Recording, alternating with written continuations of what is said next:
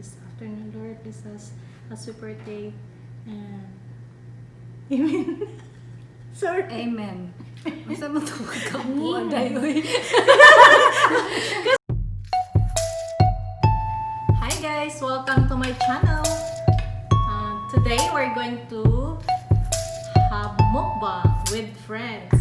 I have our guest, nature lover, and my friend over there. She doesn't want to show up her face. Okay, we're going to start now.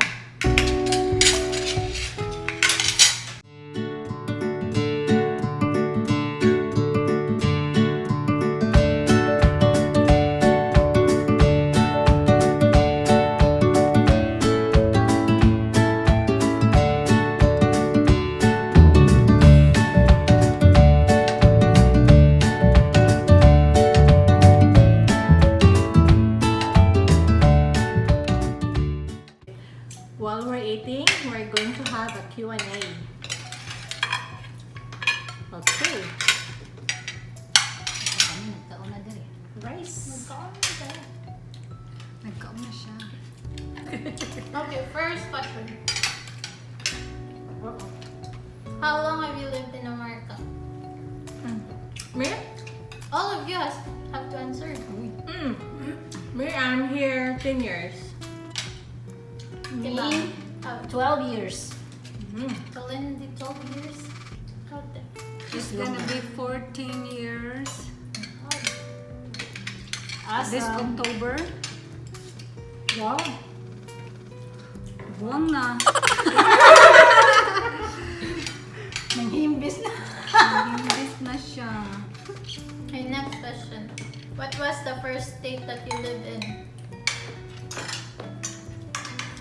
Me? Answer first. Arizona. The only state I live. Wyoming Nagam lang. and Arizona.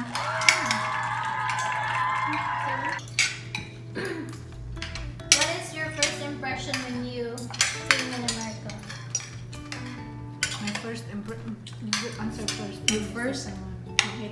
My first impression, as soon as I got off the plane in Los Angeles, it was dark. My impression is everything. I thought that America is all white, like everything is white, like White as in snow? Or- yes. Oh. Because America, there's snow in America, so I thought that everything is white, everything is clean, everything is all full of buildings and cars, like a big city. That's my. I thought that it would be. So for me, when I get up in the plane, I'll not get up. I'm still in the plane. I looked down and I was like, oh man, it's huge because I came like 4 a.m. in the morning. You can see all the lights, but I didn't see any buildings. Just the lights. It's like, wow, ang laki ng Amerika.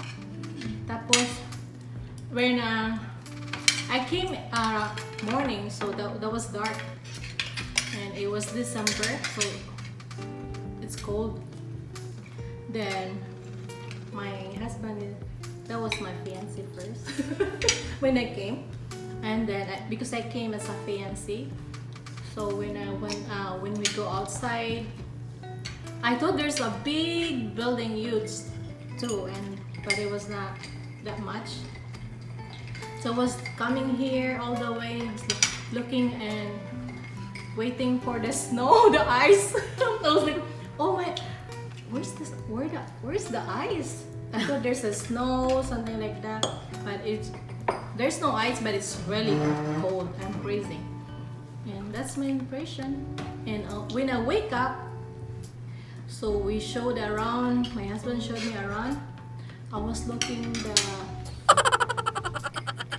and there's no trees. The trees is like because it's December, so the trees, the leaves are falling, right? Yeah. Then I was like, oh, is this trees dying because there's no leaves? I was like, oh no, that's hibernating. So I was checking it's it. So I checked really the trees because that was my first time seeing trees. There's no leaves, and then I was like, okay, I feel like weird. Yeah, that's my impression. How about you, Melanie? What's your first impression? Oh, first impression of me and my friend. Tagalogin mo na. We arrived at 7 o'clock in PM, not AM. We thought it's in the morning, and it's a night. And then me and my friends said, "Do I mean dreaming? We're here in the US, really?" Yeah, that's it. Next is, did you Yeah, experience? crab's really good. Did you experience culture shock? Oh yeah. Yes. Culture shock, yes. Everything is different. Yeah, have to adjust. The way we eat, the way we dress, the way we talk to people, the way everything is different. And when I came here, we were looking for my dress, for my wedding dress, and everything is too big for me. But not now because know. I'm gaining so much weight.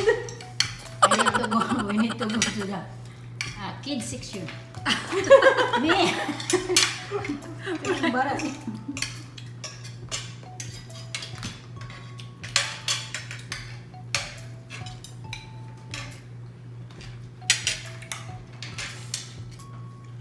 More question?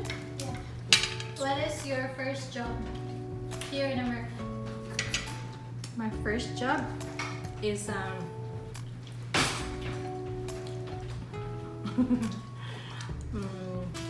I was a caregiver. Okay. I work in a home care owned by a Filipina. Shout out to the owner. Shout out to the owner. I work in Olive Branch, and that was my. I met the owner in DMV when I applied my driver's license, and she approached me like, "Are you a Filipino? Do you want to work?" Yeah, and she's like, "Oh yeah," because I think there was like I was in the house like 2 months, and I'm really bored because I'm by myself and my husband is working. I was like, oh, I will accept any job because I really wanted to earn some money that on my own. But then I was so happy that I met that owner. So yeah, and also I find my friend Lindy in a yard sale. Yeah, we met in yard sale. Yeah, and then I told her to work with me too, so we worked together. That's our friend started. Like our friendship started when we worked together in Olive Branch. I have to clear my throat. Sorry. When I got here, because I already have my daughter, she was like I think 5 years old when we got here, so we had to put her to school. We found a school near to our house, so we enrolled her, and that's where I get my first job as a one-on-one aide. Yes, teacher's aide. And I worked at the same district for 10 years. Wow. That was my first job, but I had another job one time during the summertime. I worked at McDonald's. Imagine, I worked at McDonald's. I tried all the positions in the kitchen, in the grill, in the cashier. That's where I flunk. I flunk in the cashier because I don't know how to make change. and there's another flank. No, There's a lot of there's a lot of orders, but I am the only one there. And then you know the drive-through. So I was like, my God, I went. Nobody, because it was like late in the, I mean like 2 o'clock I think. So like there's not a lot of people. So I was the only one staying there. So I had to make the hamburger, and then there was an order hamburger, and then later on, after a few minutes, 5-10 minutes. This lady came back with her burger, and then she showed it to my manager, and then the manager showed me like, look what you made. I said, what? There's no meat. I'm like, I'm sorry, I forgot. Well, that was an honest, yeah, I forgot the meat. How would I forget the meat on the hamburger? So and then I told my husband when I got home, and he said, you still want to work there? I said, no, I quit.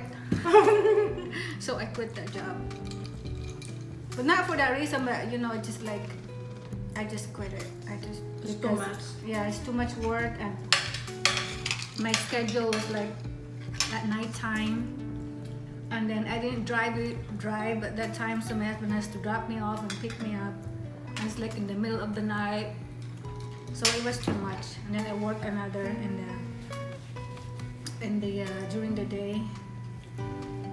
When the school started, so I worked at school and I worked at McDonald's, so I had to quit one. So yeah, that was my job story. Okay. Students. My first job is in Albertson store. Don't have to show your Just show your face. It's your guess. Where? Just a voice. Okay, boys and girls. Okay, that's mine. Albertson store. First is cleaning, and then they promote flowers, and then produce. You work in a flower shop. For 3 years and moved in Wyoming, moved in Arizona, and work in a caregiver. Okay. When I work as a caregiver, like there was time that I went out. I came home from the place I worked. I was crying all the way home because you know that my job before was I just get a temperature, like blood pressure. It was not heavy, but when I work as a caregiver, you have to lift like how many pounds. So my back is aching, and I was like driving from place where I work to the home was crying. Yeah, and you have to adjust your coworker too. Yeah, adjust yourself.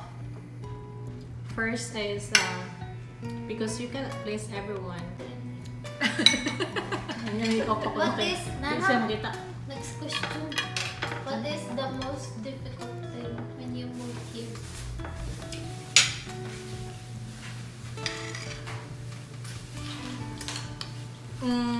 For me, the most difficult when I moved here is away from my daughter.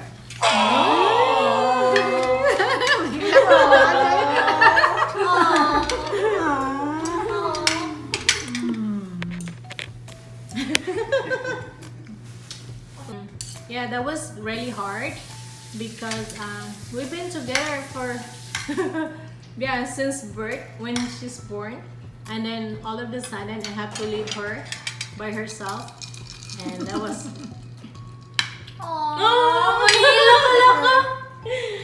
that was really difficult. Yeah, it's a nature. Cut na lang. Hello. You know, it's a drama.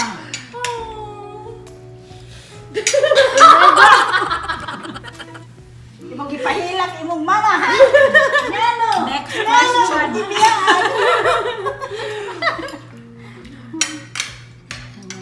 sige, hilak pa mo kayo mo 30. Para dagang kayo mo kwan, dagang kayo kay viewers. Para, sacrifice everything. Dahil akong dito kay. Really hard. It's different. Sige. We get emotional, especially when we talk about our Yeah. families, our loved ones, way back in the Philippines. Yeah, That's especially within. For me, I didn't go back there. Next Oh, that's question. the That's next for next question. question. Okay, Bam. The hardest. What was the question? What was the most difficult thing when you moved in America? To me, it wasn't very difficult to leave the Philippines for me because I brought my daughter with me, so it was okay. It's just the like I know it's sad because you leave your family, your parents, and your brothers and sisters, but I was looking forward for a new beginning in my life, so it was alright. I'm very happy to come over here. It's just the adjustment to adjust the time when I talk to my family. It's like at night time here, and then I talk loud, and my husband will be awake, see what's going on, and because I'm like yelling on the phone, so we have to adjust our time when I talk to them. Adelines, what's the most difficult thing? family. That's it. Okay. Next question. What do you miss the most in the Philippines? Oh my god. Food! True. Yes, food. We miss the food, and of course our family back home. What kind of food do you miss the most? Fresh fish, Yeah, fresh fish. and Everything I is miss fish. the water, the sea, yung dagat. Tubig. Walang dagat dito. Diba? What kind of food I miss? Kinilaw. Mm. We can make Kinilaw. kinilaw here. Tinuwa, sinuba. Lahi agad siya. Yeah. Yeah, that's from Yeah. Like all fresh. I miss the lato, the guso. Yes, the gusto, the Oh my seaweed. God. It's really good. The banana with the banana. Banana with ginamos. Ah, yes. Bam! Remember? You and I with Bibi. And That's Daisy. what we're having here, the mukbang, because we have our chicken adobo and the squid and the crabs and the bulanghoy. We call it bulanghoy. Balanghoy. In Bisaya, bulanghoy. And this is kasaba. Well, Yuca. kasaba with yuca. Well, with the coconut milk. I cook it with coconut milk and I put a little bit of salt. With the Normally- good ni Manoy. We have bulbul too, man. When was the last time you were in the Philippines? When was the last time? Never been there. That was December 10 when I was in the Philippines. December 10, 2010. Kalayo as balanghoy pa. Kalayo balanghoy. Sige. Mine is last year. Pass the balanghoy. This is the balanghoy I cooked this morning. The last time, I think it was last year, I went to get my parents. Yeah, last year. 2019. February 2019. I was gonna go back, but COVID. Oops, I shouldn't say it. Pandemic.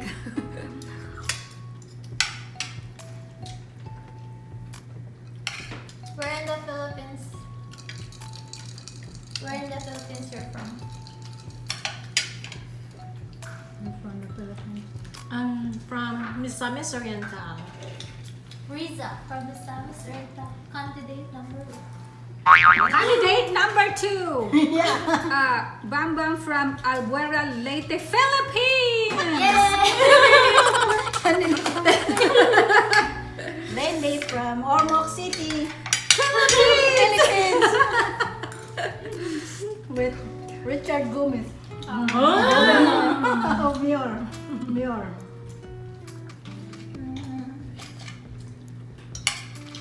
Oh, may sila katulog kasi ng ormok. Di ino na lang Richard Gomez Muir. Richard Gomez Muir. Makasabot na sila. Asikat man. Lami ng no-cost. Hindi na lang. What's the squid no-cost? The squid, adobong pusit. And That's why. nature lover. Ang kano, namunit og no-cost kay ingon mag-no-cost. There's no cost. No-cost. Ikaw, yung bayad, ingon ka, no-cost. No cost, libre din. Libre. Free, no cost. Free, no-cost. No-cost. Yeah. Wala man dahil ko nagaan na nakaana eh. Kaya daw, kaya ko. Kita.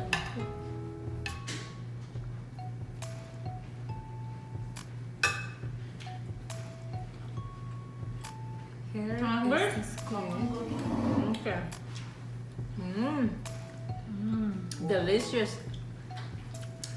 With the balanghoy, yum yum.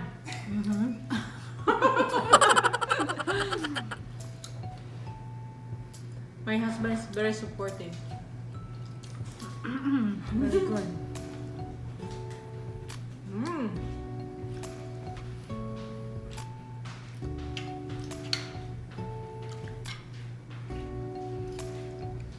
Success?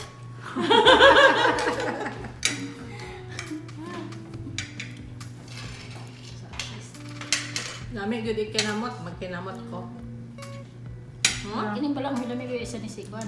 Kinilaw o ka ng mga ina. Kami lagi ikaw sa bilog sa Ako na tuwag man no? pagbahin mong lindi. Dali, ito nga, meron. Ito nga. Damay Papagay na. na lang magkaon. Kay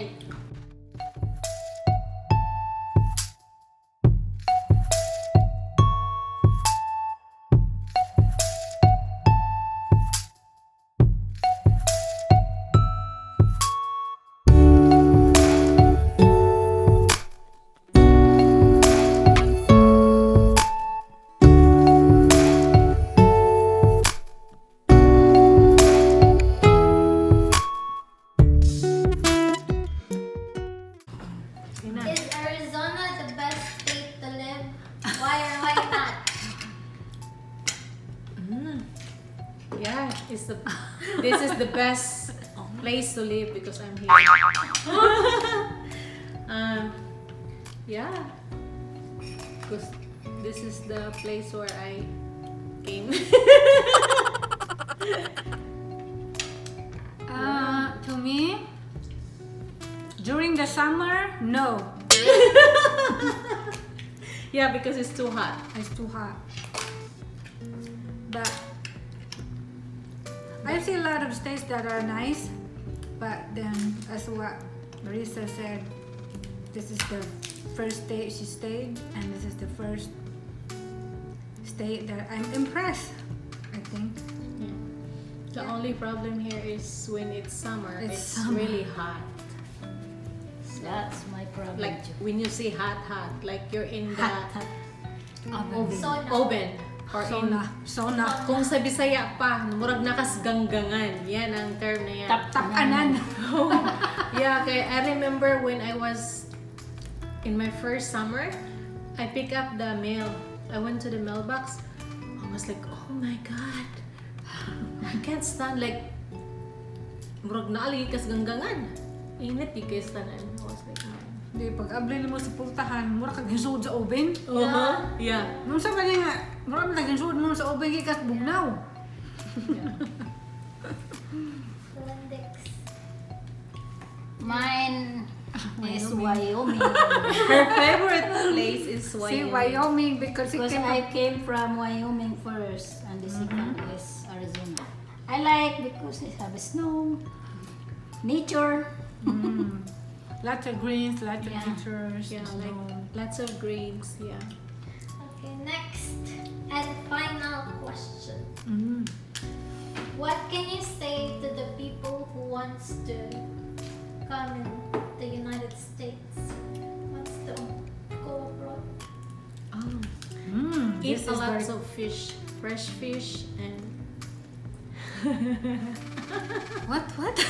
eat a lot of fish because there's no fish, especially if you come in Arizona. That's your advice. My advice is just be open-minded and adjust yourself. Yeah, my advice is just be open and adjust yourself. That's my advice. Because whenever you go, there's different people, so different attitudes, different culture. So kailangan natin i-adjust yung sarili natin. And that's it. Right? Next candidate. Next candidate number 2. The lover nature. My love of nature. Ang sarap pa pangutan niya. US. Welcome to America. And then make friends that just like you, so you can have you can be natural to yourself and to other people. No pretending, okay? That's what a lot of people here are, so pretending, and I don't like Pretending. pretentious. Be a nature. Just like be yourself and be friendly and be honest. Yeah. Because I mean a lot of people, a lot of Filipinos, different personalities, you know. And then you need to have a friend when you come over here, because if you're by yourself and then you don't know anyone, it's hard to adjust. right. Yeah. Yeah. Just meet. Yeah. Meet people, the true people and true friend. Like these people here. Naman tinuod. Okay, next candidate. Simo. Why no originality? Wrong answer. Wrong answer. Invalid. US is a good place to came and work. It's a lot of work. Yeah, here If it's you're hard working, lots of work. Yeah. People that come here is, you know, to improve their life and to succeed. this is a good if you work. Yeah. If you come here and you work, it's good. If you come here, if you don't work, Because equality. it's hard if you don't work, because you know, that's why we come here to. A lot of people come here to help Because here you did something not. back home. Because Everybody's clean. Everybody wants to come to America. it's Why? nice. It's good. Why? Why everybody comes to want to come to America? Because it's a because lot of opportunities. A lot of opportunities. Work. Kung may nakakuan din na kanindot kay dili sila mo kuan og human kag college. Basta makaya nimo ibutang kag manager. Mhm. Yeah, it's hard We work. just go on training and then Not Yeah, in every facility. And then It depends. and then the Like the you can't be a doctor yeah. if you don't have a yeah. Wow, If you are bachelor's. in a medicine field, like yeah, that's the only one. that's different. But like if you I are think it, like if you're in business, then you can. yeah, if you're in a business Or I don't know. Don't quote me on that. It's like when you work in a bank. or did not you need work us. in the store. Let's see. You can be a supervisor, a manager, Even the as long as you can caregiving handle. staff, you can go for a management. Yeah, the caregiver too, or Just train manager. managers. Not in a medical field. In the medical field, it needs It's a expertise, different, yeah. And, It and needs, expertise and training. training. But in the Philippines, you can be a doctor, is a herbal doctor. It's wisik doctor. Okay. Okay, that's all for today, guys. Thank you for listening and watching. Hope you guys enjoy our mukbang and Q&A. Thank Bye, you everyone. everyone for watching. I hope you learned something from us, our craziness too times. Yeah. Until next time. And thank you for coming, all of you. Bye.